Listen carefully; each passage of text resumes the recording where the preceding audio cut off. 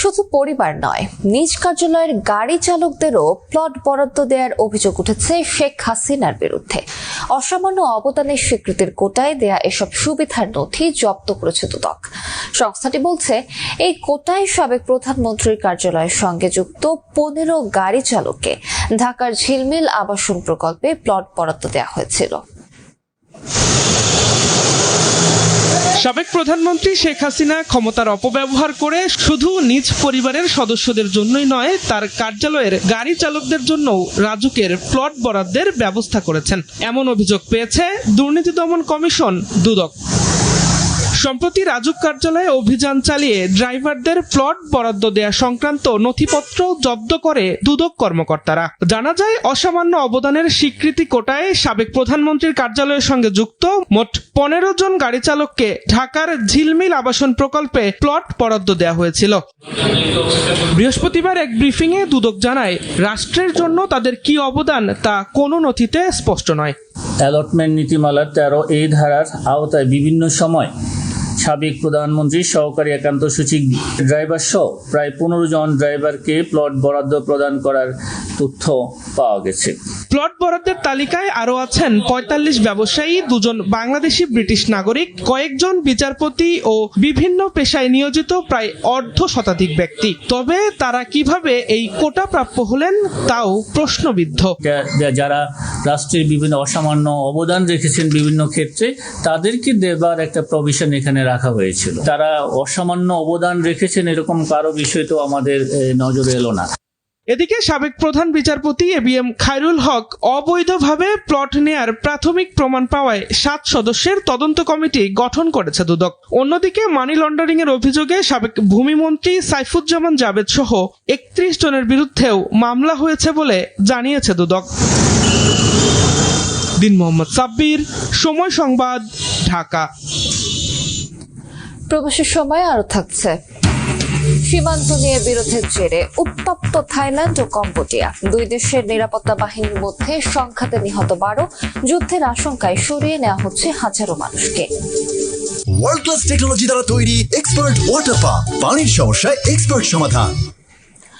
ব্রহ্মপুত্র নদের ওপর hydro power plant স্থাপনে বাংলাদেশের ক্ষতি হবে না বলে আশ্বাস দিয়েছে চীন। বৃহস্পতিবার সন্ধ্যায় পররাষ্ট্র মন্ত্রণালয়ে ব্রিফিংয়ে এ কথা জানিয়েছেন উপদেষ্টা তৌহিদ হোসেন। মাইলস্টোন ট্র্যাজেডিতে ভারতের চিকিৎসক দল পাঠানোকে দুই দেশের সম্পর্কের জন্য ইতিবাচক হিসেবে দেখছেন তিনি। এদিকে 11 আগস্ট প্রধান উপদেষ্টার মালয়েশিয়া সফরের বিষয়টিও নিশ্চিত করেন পররাষ্ট্র উপদেষ্টা। শতাব্দীর সেরা প্রকল্প দাবি করা জলবিদ্যুৎ বাঁধ নির্মাণ শুরু করেছে চীন। তিব্বত অঞ্চলে ইয়ারলুং জাংপো নদীর নিম্নাঞ্চলে 5 ধাপে নির্মিত এই বাঁধ থেকে 30,000 কোটি কিলোওয়াট বিদ্যুৎ উৎপাদন করবে উজানের এই দেশটি। তবে চীনের পৌষ মাসে সর্বনাশের শঙ্কা তৈরি হতে পারে ভারত আর বাংলাদেশের মতো ভাটি এলাকায়।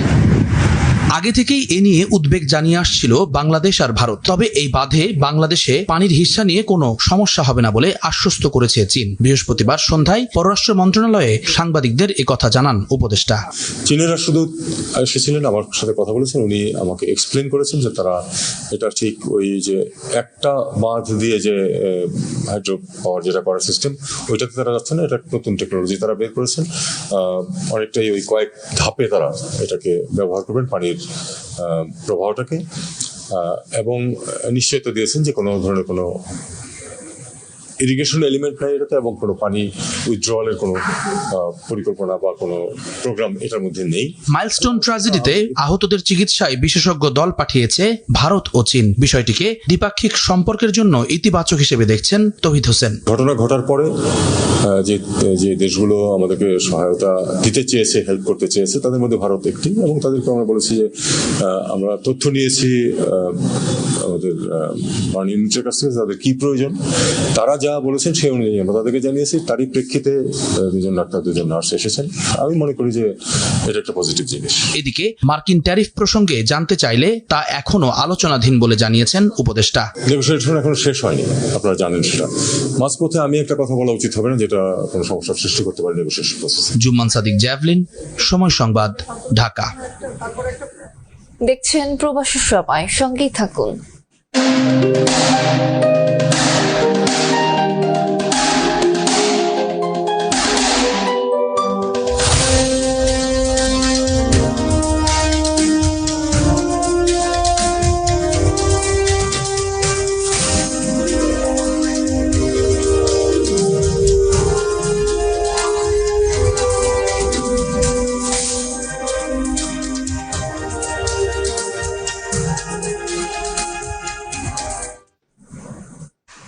দেখছেন প্রবাসী সময়। মনের মতো ডিজাইন আর stylish collection, Regal furniture, furnish your dream. নিজের রক্তের সন্তান অথচ কোলে নেয়ার অধিকার নেই। অভাব অনটনের তীব্র যন্ত্রণায় হারিয়ে ফেলেছিলেন জীবনের সবচেয়ে বড় সম্পদ। আদালতের দরজায় দরজায় ঘুরে ক্লান্ত এক বাবা, বিধ্বস্ত এক মা। তাদের বুক ভরা আকুলতা একটাই, সন্তানকে ফিরিয়ে দিন। যদিও হতাশ করেছেন উচ্চ আদালত। বাকি গল্প থাকছে আফজাল হোসেনের রিপোর্টে। নিজের সন্তানকে ফিরে পেতে আদালতের দ্বারে দ্বারে ঘুরছেন এক হতভাগ্য বাবা মা। অভাব অনটনের তীব্র যন্ত্রণা, বেঁচে থাকার নিরন্তর লড়াই, সবকিছুর মাঝেই তারা হারিয়ে ফেলেছেন তাদের আপন আলো।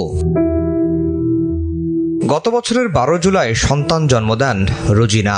জন্মের পরপরই অসুস্থ হয়ে পড়ে নবজাতক। প্রাণ বাঁচাতে দৌড়ঝাঁপ করে হাসপাতালে ভর্তি করা হয় তাকে। কিন্তু তখন বাইরে চলছে উত্তাল জুলাই আন্দোলন, আর ঘরে অভাবের হাহাকার। চিকিৎসার খরচ মেটানোর কোনো উপায় না পেয়ে বুক ফাটা কান্না চেপে রেখে হাসপাতালের বিছানায় শুয়ে থাকা সন্তানকে ফেলে আসেন এই দম্পতি। আমরা বলছি আমাদের আর্থিক অবস্থা নাই, আমরা এভাবে চিকিৎসা চালাতে পারবো না।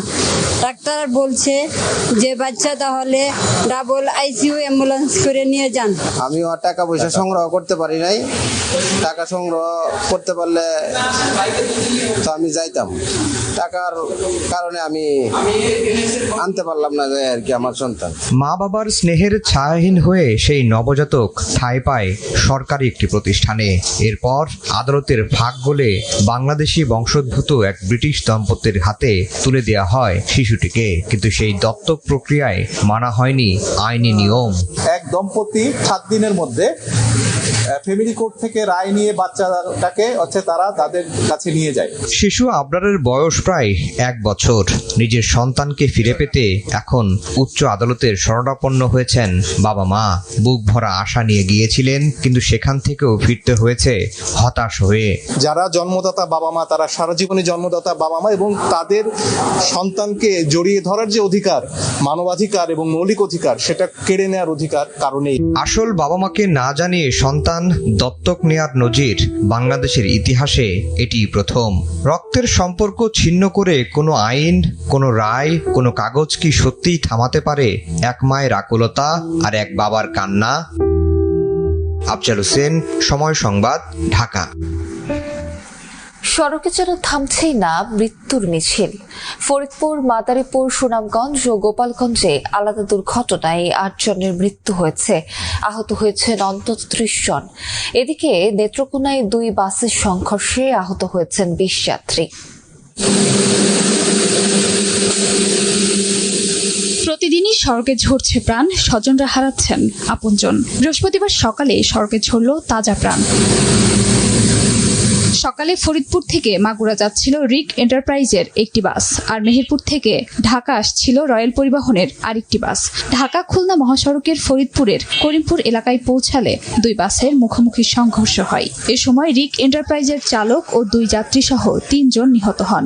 আহত 20 জনকে উদ্ধার করে ফরিদপুর মেডিকেলে পাঠায় ফায়ার সার্ভিস। রয়্যাল এক্সপ্রেসটা আসতেছিল, কিন্তু লোকাল বাসটা গতিবেগের জন্য ওটা সংঘর্ষ মেরে দিছে। রিক এন্টারপ্রাইজ বেশ দ্রুত গতিতে যাচ্ছে। টার্নিংয়ে যাওয়ার সময় সে তার লেন চেঞ্জ করে ওই রয়্যাল পরিবহনকে সজোরে ধাক্কা দিছে। মুখোমুখি সংঘর্ষের পরিপ্রেক্ষিতে আমরা শুনতে পেয়েছি যে স্পটে আসার আগে যে 3 জন লোক মারা গেছেন। নেত্রকোনার কলমাকান্দা থেকে ঢাকা আসছিল একটি বাস, অপর একটি বাস চট্টগ্রাম থেকে সুনামগঞ্জের ধর্মপাশার দিকে যাচ্ছিল। পথে নেত্রকোনা মোহনগঞ্জ সড়কের ঠাকুরাকোনা এলাকায় পৌঁছালে মুখোমুখি সংঘর্ষ হয়। দুমড়ে মুচড়ে যায় একটি বাস, আরেকটি খাদে পড়ে। এ সময় আহত হন 2 বাসের অন্তত 20 যাত্রী। এদিকে ভোরে ঢাকা থেকে খুলনার দিকে যাচ্ছিল একটি ট্রাক। ঢাকা খুলনা মহাসড়কের গোপালগঞ্জের ফকুরা বাজার এলাকায় পৌঁছালে চালক নিয়ন্ত্রণ হারিয়ে ট্রাকটি সড়কের পাশে খাদে উল্টে পড়ে যায়। এতে ঘটনাস্থলেই ট্রাক চালক জামাল মোল্লা মারা যান। অপরদিকে সকালে ঢাকা ভাঙ্গা এক্সপ্রেসওয়ের মাদারীপুরের শিবচরে বাস, মাইক্রোবাস ও পিকআপের ত্রিমুখী সংঘর্ষে শ্বশুর ও পুত্রবধূ নিহত হন। এ ঘটনায় আহত হন আরও 10 জন। খাদিজা স্বপ্না, সময় সংবাদ। নরসিংদীর শিবপুরের উপজেলা চেয়ারম্যান হারুনুর রশিদ খান হত্যা মামলার আসামি মোহসিন মিয়াকে ইন্টারপোলের সহায়তায় দুবাই থেকে গ্রেফতার করে দেশে ফিরিয়ে এনেছে পুলিশ। বৃহস্পতিবার দুপুরে পিবিআইয়ের Narsingdi police super S M. Mostain Hossain এই তথ্য জানান। তিনি বলেন, দুবাই পুলিশের বার্তা পেয়ে বাংলাদেশ পুলিশের একটি দল 20 জুলাই মোহসিনকে দেশে নিয়ে আসে। পরদিন 21 জুলাই নরসিংদীর আদালতে নেওয়া হলে মোহসিন হত্যাকাণ্ডের রায় স্বীকার করে জবানবন্দি দেয় সে। এ নিয়ে চেয়ারম্যান হত্যা মামলায় 17 জনকে গ্রেফতার করা হয়েছে। 2023 সালের 25 ফেব্রুয়ারি হারুনুর রশিদকে নিজ বাসায় গুলি করে পালিয়ে যায় মোহসিন সহ আরো 2 জন। পরে চিকিৎসাধীন অবস্থায় 31 মে মারা যান হারুনুর রশিদ। দেশের স্বার্থ ক্ষুণ্ণ করে যুক্তরাষ্ট্রের সঙ্গে কোনো চুক্তি হচ্ছে না বলে জানালেন বাণিজ্য উপদেষ্টা শেখ বশিরউদ্দিন। বৃহস্পতিবার দুপুরে সচিবালয়ে তিনি জানান, যুক্তরাষ্ট্রের বাজারে বাংলাদেশি পণ্যের উপর আরোপিত শুল্ক কমানোর বিষয়ে আশাবাদী বাংলাদেশ। এজন্য লবিস্ট নিয়োগ করবে না সরকার। এরই মধ্যে দেশটির বাণিজ্য মন্ত্রীকে চিঠি দেওয়া হয়েছে, জানিয়ে তিনি বলেন, আমন্ত্রণ পেলেই যুক্তরাষ্ট্রে যাবে বাংলাদেশের প্রতিনিধি দল। বাংলাদেশের রপ্তানি পণ্যের উপর যুক্তরাষ্ট্র 35% পাল্টা শুল্ক আরোপ করার পর থেকেই নড়ে চড়ে বসে সরকার। মার্কিন বাণিজ্য দপ্তরের সঙ্গে 2 দফা আলোচনায় দর কষাকষি করেও ইতিবাচক ফল না আসায় উপায় খুঁজতে দফায় দফায় আন্তঃমন্ত্রণালয় সভা করেন বাণিজ্য উপদেষ্টা। এদিকে পাল্টা শুল্ক কমানোর পদক্ষেপে শুরু থেকে বেসরকারি খাত, অর্থনীতিবিদ ও বিশেষজ্ঞদের সম্পৃক্ত না করলেও শেষ পর্যন্ত তাদেরও দ্বারস্থ হয় সরকার। পাল্টা শুল্ক কমানোর দর কষাকষিতে বাংলাদেশের হাতে মাত্র 1 সপ্তাহ সময় রয়েছে। এমন পরিস্থিতিতে বৃহস্পতিবার বাণিজ্য উপদেষ্টা জানালেন, বাংলাদেশি রপ্তানি পণ্যের উপর মার্কিন শুল্ক কমাতে এখনও আশাবাদী বাংলাদেশ। দেশটির বাণিজ্য মন্ত্রীকে চিঠি দেওয়া হয়েছে জানিয়ে বলেন, আমন্ত্রণ পেলেই যুক্তরাষ্ট্রে যাবে বাংলাদেশের প্রতিনিধি দল। কর্মকাণ্ড যথেষ্ট গতিশীলতার সাথে আগাচ্ছে। আমাদের করণীয় সম্পর্কে একটা পত্র দিয়েছি। জবাব এবং আমন্ত্রণ পেলে আমরা ইনশাল্লাহ, নেগোসিয়েশন টিম আছে, আমরা সকলে একত্রে মিলে যাব। মনে হয়েছে যে আমাদের জন্য ভালো কিছু হয়তো ইনশাল্লাহ হবে। শুক্রবার মার্কিন বাণিজ্য পরিদপ্তরের প্রতিনিধি দলের সঙ্গে একটি অনলাইন মিটিং এর কথা জানিয়ে তিনি বলেন, দেশের স্বার্থ ক্ষুণ্ণ হয় এমন কোনো চুক্তি হবে না।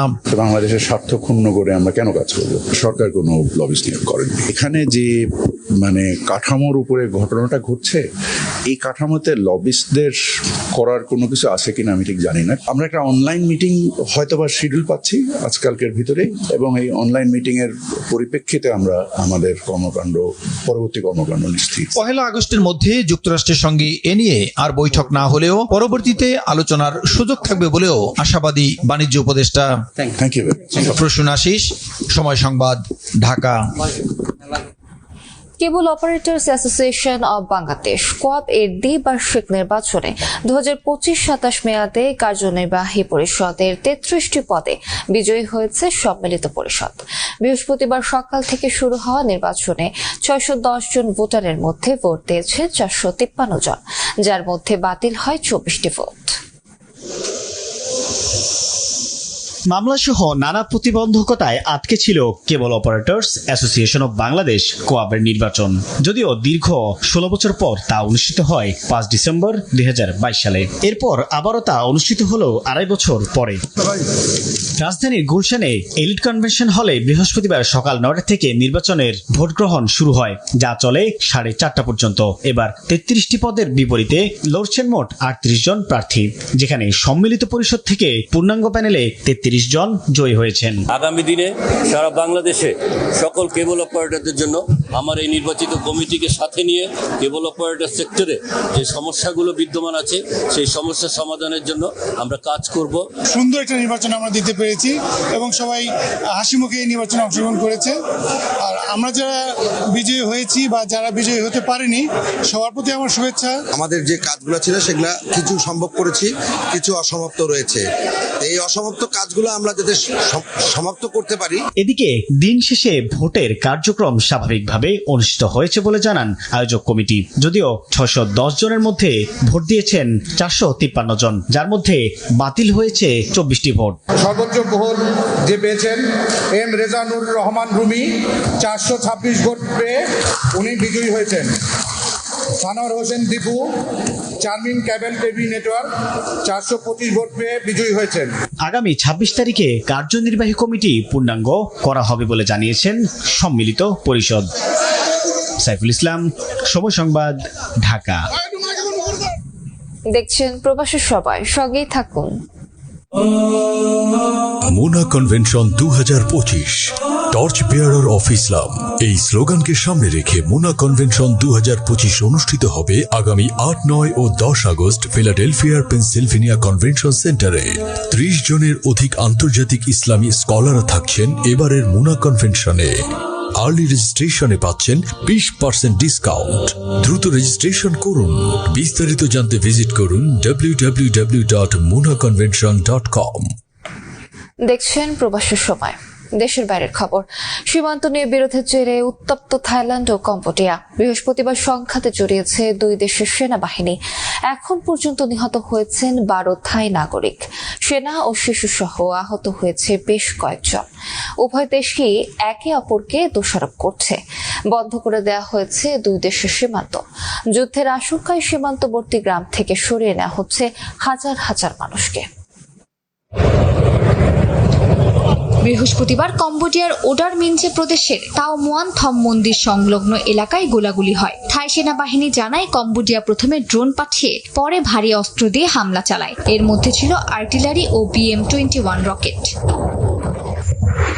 থাই সরকারের অভিযোগ, কাপেচোয়িং জেলায় সাধারণ মানুষকে লক্ষ্য করে রকেট হামলা চালিয়েছে কম্বোডিয়ার সেনারা। এতে বেশ কয়েকজন হতাহত হয়েছেন। জবাবে সীমান্তে 6টি F-16 যুদ্ধবিমান মোতায়েনের পাশাপাশি কম্বোডিয়ার সামরিক ঘাঁটিতে বোমাবর্ষণের দাবি করেছে থাইল্যান্ড।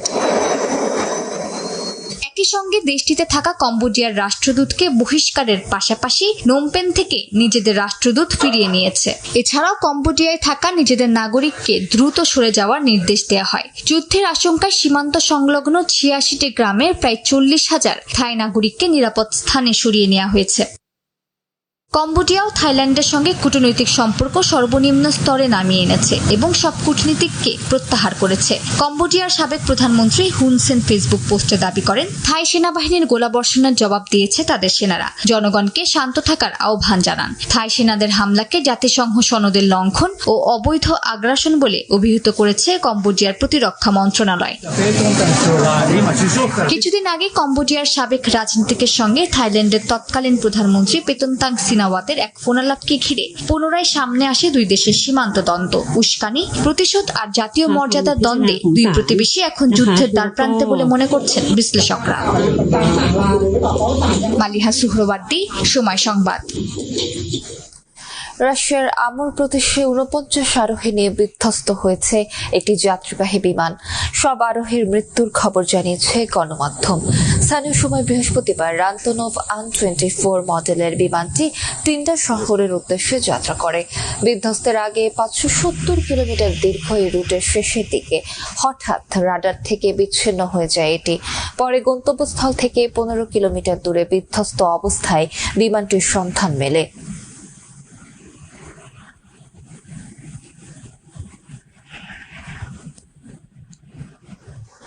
যুক্তরাষ্ট্র ভ্রমণে ভিসা ফি বাড়াচ্ছে ট্রাম্প প্রশাসন। এখন থেকে যুক্তরাষ্ট্রে ভ্রমণ প্রত্যাশীদের প্রয়োজনীয় ভিসা ফি জমা দেওয়া ছাড়াও অতিরিক্ত $250 গুনতে হবে। President Donald Trump one visa বিল অ্যাক্ট নামে একটি আইনে স্বাক্ষর করার কারণে শিগগিরই যুক্তরাষ্ট্র ভ্রমণকারীদের ওপর এই নতুন নিয়ম চালু হচ্ছে। যুক্তরাষ্ট্র থেকে বিস্তারিত জানাচ্ছেন হাসানুজ্জামান সাকে। মার্কিন প্রেসিডেন্ট ডোনাল্ড ট্রাম্পের বহুল আলোচিত সমালোচিত বিগ বিউটিফুল বিল চূড়ান্ত বাধা পেরিয়ে কিছুদিন আগেই পাশ করা হয়। এই আইনের অংশ হিসেবে ওয়ান ভিসা বিল অ্যাক্ট নামে একটি নতুন আইনে স্বাক্ষর করেন ট্রাম্প। এই আইনের আওতায় ভিসা ইন্টিগ্রিটি ফি হিসেবে প্রত্যেক ভ্রমণকারীকে $250 গুনতে হবে। এই অর্থ বর্তমান ভিসা ফির বাইরে অতিরিক্ত। ভ্রমণ, পড়াশোনা বা অন্যান্য কারণে দেয়া ভিসাকে বলা হয় নন ইমিগ্রান্ট ভিসা। এই নিয়ম খুব শিগগিরই নন ইমিগ্রান্ট ভিসা আবেদনকারীদের ক্ষেত্রে প্রযোজ্য হবে। যুক্তরাষ্ট্রে ভ্রমণ ভিসা ফি এক এক দেশের জন্য এক এক রকম। বর্তমানে বাংলাদেশিদের জন্য যুক্তরাষ্ট্রের ভিসা ফি $160। এখন থেকে প্রতিটি দেশের নাগরিকদের মতোই বাংলাদেশিদেরও অতিরিক্ত আরো $250 করে জমা দিতে হবে। ইমিগ্রেশন অ্যাটর্নিরা জানান, নতুন এই ফি আন্তর্জাতিক ভ্রমণকারীদের জন্য আর্থিক বোঝা তৈরি করবে। যুক্তরাষ্ট্রে প্রবেশের জন্য ভিসার প্রয়োজন আছে এমন দেশগুলোর পর্যটক, শিক্ষার্থী এবং ব্যবসায়িক ভ্রমণকারীদের উপর এই সিদ্ধান্ত প্রভাব ফেলতে পারে।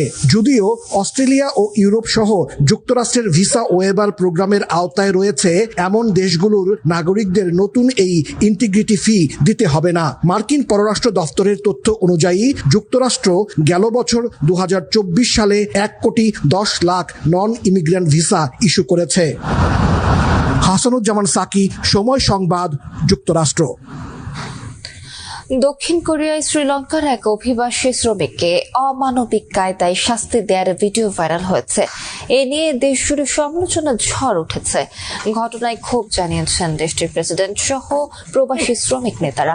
ভিডিওতে দেখা যায় অভিবাসী শ্রমিককে প্লাস্টিকের মোড়কে বেঁধে ফর্কলিফট দিয়ে তুলে নিয়ে শাস্তি দিচ্ছে কারখানার লোকজন। ঘটনাটি নাজু শহরের একটি ইট কারখানার।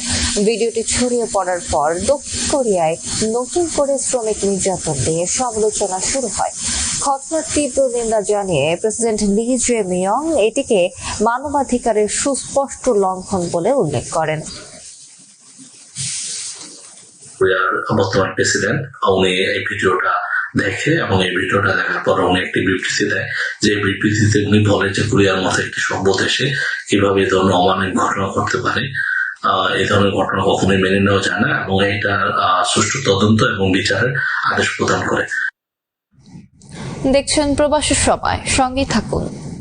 ব্যাংকগুলি এখন মূলত ভুগছে আস্থার সংকটে। ইসলামী অর্থনীতির পড়াশোনাটা যতটুকু হচ্ছে এটাকে আরো সমৃদ্ধ করার সুযোগ আছে, আরো অগ্রসর করার সুযোগ আছে। ইসলামী অর্থনীতির প্রসারে আলেমদের দায়িত্ব ও ভূমিকা কেমন হওয়া উচিত? একটা ব্যাংক আসলে ইসলামী হতে পারে কিনা এই প্রশ্নটিও কিন্তু অনেকের কাছে আছে। আসলে একটা সিস্টেম রান করার জন্য জবাবদিহিতা, স্বচ্ছতা এবং আইনি কাঠামোটা অপরিহার্য।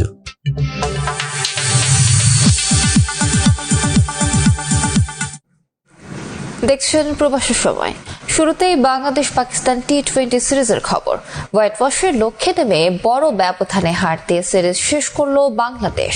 ব্যাটিং ব্যর্থতায় শেষ টি-20তে প্রতিপক্ষের কাছে বিধ্বস্ত হয়েছে লিটনের দল। 74 রানের বড় জয় হোয়াইট ওয়াশ এড়িয়েছে পাকিস্তান। 2-1 সিরিজ জয় করেছে বাংলাদেশ। ম্যাচ সেরা হয়েছেন পাকিস্তানের সাহিবজাদা ফারহান, সিরিজ সেরা জাকের আলী অনিক। সিরিজ জয়ের পর পাকিস্তানের বিপক্ষে প্রথম হোয়াইট ওয়াশের হাতছানি। একাদশে 5 পরিবর্তন নিয়ে মাঠে নামে বাংলাদেশ। টসটাও লিটনের পক্ষেই থাকলো, কিন্তু ম্যাচে বাংলাদেশের প্রাপ্তি বলতে ওইটুকুই। ফিস তানজিম সাকিবকে ছাড়া টাইগার বোলিং অ্যাটাককে খুব একটা পাত্তা দেয়নি পাকিস্তান। সিরিজে প্রথমবারের মতো মাঠে নেমেই টেরে ফুরে ব্যাট চালালেন সাহিবজাদা ফারহান। কোনো উইকেট না হারিয়ে পাওয়ার প্লেতে পাকিস্তান তুলে নিল 57 রান। মাত্র 29 বলে ক্যারিয়ারের দ্বিতীয় 50 তুলে নেন ফারহান। এর পরপরই বাংলাদেশকে ব্রেক থ্রু এনে দেন 2 বছর খোঁজ স্বাগতিকদের কাছেও। পাকিস্তানের বিপক্ষে প্রথম 2 ম্যাচে যেখানে 100 রান করতেই হিমশিম খেয়েছে 2 দল, সেখানে 178 করেও সন্তুষ্ট নন পাকিস্তানিরা। নিজেদের এক্সিকিউশন নিয়ে হতাশা থাকলেও পাকিস্তানিদের কাছে এই সিরিজের খলনায়ক শেরে বাংলার উইকেট। সালমান আগার পরিষ্কার কথা, এখানে খেলে সম্ভব না এশিয়া কাপের প্রস্তুতি নেওয়া। এরকম কন্ডিশন কোথাও হবে না। আমি বাংলাদেশ ছাড়া এমন কন্ডিশন কোথাও পাইনি। এখানে ম্যাচ খেলে এশিয়া কাপ বা বিশ্বকাপের প্রস্তুতি সম্ভব নয়, তাই এটাকে প্রস্তুতি সিরিজ মনে হচ্ছে না। উইকেট আজকেও একই রকম ছিল, আগের মতোই। আজকে আমরা ভালো ব্যাট করেছি, তাই হয়েছে। এই উইকেট এশিয়া কাপ বা বিশ্বকাপের প্রস্তুতির জন্য আদর্শ নয়। পাকিস্তানিরা শুরু থেকেই ব্যাকফুটে মিরপুরের পিছে। কোচের পর ক্যাপ্টেনের ভাষ্য বড্ড নেতিবাচক, কিন্তু লিটন একমত নন সফরকারীদের সঙ্গে। তার চোখে বরং তৃতীয় ম্যাচের উইকেট যথেষ্ট ভালো প্রস্তুতির জন্য। না, এটা খুবই ভালো উইকেট ছিল। আমার কাছে মনে হয় যে 2টা গেম আমরা খেলেছি তার থেকে মাচ বেটার গেম উইকেট ছিল এটা। টোটালি আমি বলবো ব্যাটিং ফ্রেন্ডলি উইকেট ছিল। যদি দেখেন আমরা বোলিং ইউনিট খুবই ভালো বল করেছি। অ্যাজ এ ক্যাপ্টেন আমি মনে করি 180 chasable, but at the same time আমরা ওই 6 ওভারের পাওয়ার প্লেতে গেমটা অনেকটা লুজ করে ফেলেছি। So as a batting unit আমরা ক্যালকুলেটিভ ক্রিকেট খেলতে পারিনি আজকে। টানা 2 মাস ক্রিকেট মাঠে ব্যস্ত ছিলেন বাংলাদেশি ক্রিকেটাররা। আমিরাত, পাকিস্তান, শ্রীলঙ্কা ঘুরে মিরপুরে শেষ হলো তাদের লম্বা যাত্রা। এবার বিরতি, কিন্তু বিশ্রাম চাইলেও বিসিবির কাছে এই বিরতিতে আরেকটা সিরিজ চান লিটন দাস। ডেফিনেটলি যদি আমাদের এই গ্যাপের পর ফিটনেস অনেক ইম্পর্টেন্ট, কারণ আপনি জানেন যে এই ফরম্যাটে খেলতে গেলে আপনার ফিটনেসটা কতখানি দরকার। আমাদের ফিটনেস ক্যাম্প হওয়ার পরে যদি একটা সিরিজ হয় এটা আমাদের জন্য খুবই ভালো হবে। বাংলাদেশের বোলিং নিয়ে চারদিকে প্রশংসা বাক্য ছুটলেও বাস্তবতাকে চোখে আঙ্গুল দিয়ে দেখিয়ে দিলেন লিটন। বললেন মুস্তা ছাড়া কেউই ডেথে আপ টু দ্য মার্ক নন। লম্বা গ্যাপে তাই অধিনায়কের চাওয়া সবাই কাজ করবেন নিজেদের দুর্বলতার জায়গাগুলো নিয়ে। কন্টিনিউ যখন ব্যাটিং ভালো করতে থাকবেন, ভালো উইকেটে খেলতে থাকবেন, ভালো ব্যাটিং করবেন, বোলারদের ম্যাচ জেতানোর সুযোগটা বেশি থাকবে। সো আমরা যদি ওই জায়গাটা একটু, কারণ এক্সেপ্ট মুস্তাফিজ, আমরা সবাই জানি মুস্তাফিজ ডেড বোলিং এর জন্য কতটা বিধ্বংসী হতে পারে, বাট আরো যারা আছে তাদের এখনো সময়, যারা এখান থেকে ওয়ার্ল্ড কাপ আগ পর্যন্ত যদি আমাদের এই জিনিসটা ইমপ্রুভ করতে পারে, আমার মনে হয় আমাদের টিম আরো ডেভেলপ করবে। নিয়ন মোহাইমিন, সময় সংবাদ, ঢাকা।